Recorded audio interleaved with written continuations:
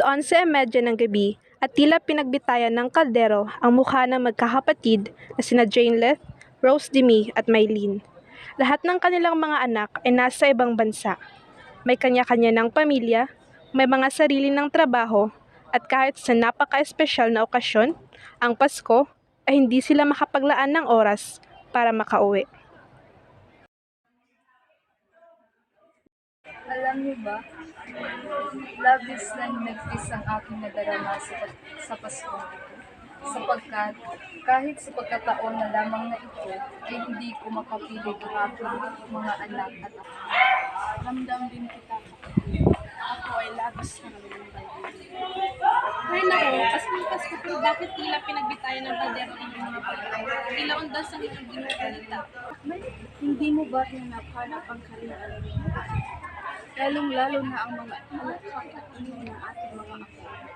Siyempre hinahanap-hanap, bagaman mga matatanda na tayo, konti na lang ang oras na natitira sa atin sa mundo ito. Dapat maging masaya na lang tayo. Ay nako, napaka-positibo mo talaga sa buhay, aking kapatid. Tila talaga sa lamigan ng unang na Pilipino ang aking ugali. Positibo at masayahin sa kabila ng dawat na nadarama ng ating buhay. Bagaman, hindi pa rin naman masama.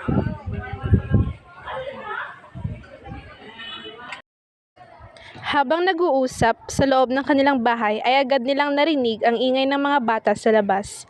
Rinig na rinig ang saya sa kanilang mga boses habang kumakanta ng Pampasko. Na naman, okay tuloy ng araw, Paskong nagdaan, tila bagong kaya na. Ngayon ay Pasko, dapat masalamatan. Ngayon ay Pasko, tayo ay magkawitan. Pasko, Pasko, Pasko, Pasko, Pasko na naman muli, ang araw nating pinapamimili.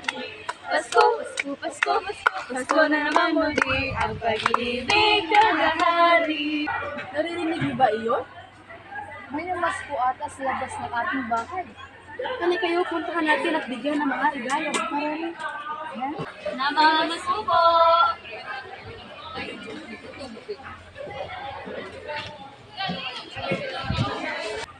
Ang gaganda naman ng mga boses niyo, mga bata. Hindi naman po Ali, pero salamat po. Nais niyo ba munang pumasok dito sa aming bahay?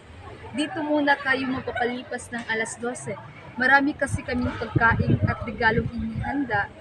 Tatapwat, kami-kami lang ang magsasalo dahil wala rito ang aking mga anak at ako. Talaga po, wala rin po kasi kaming handa dahil wala si nanay at tatay sa bahay. May lechon po ba kayo? Mari po ba kaming mag-uwi ng ulam sa bahay?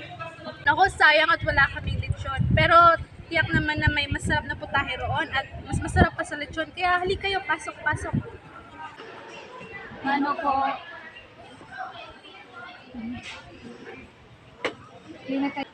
Opo muna kayo mga kaibigan. Salamat po. Walang anuman. Maaari pa muli ninyo kaming kantahan? Sige po, wala pong problema.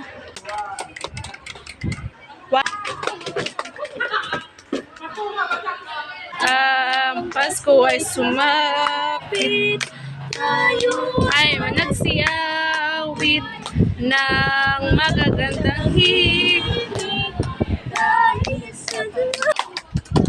Wow, ang galing naman! Mga bata, hali kayo tanggapin niyo yung mga regalo. Maraming salamat po. Maraming salamat. Halina kayo at tayo magsikain na. Sige po.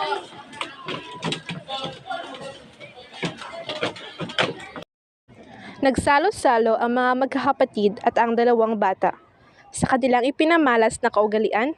Sa positibong ugali na kanilang isinalamin ay iilan lamang sa mga katangi-tanging refleksyon ng lahing Pilipino.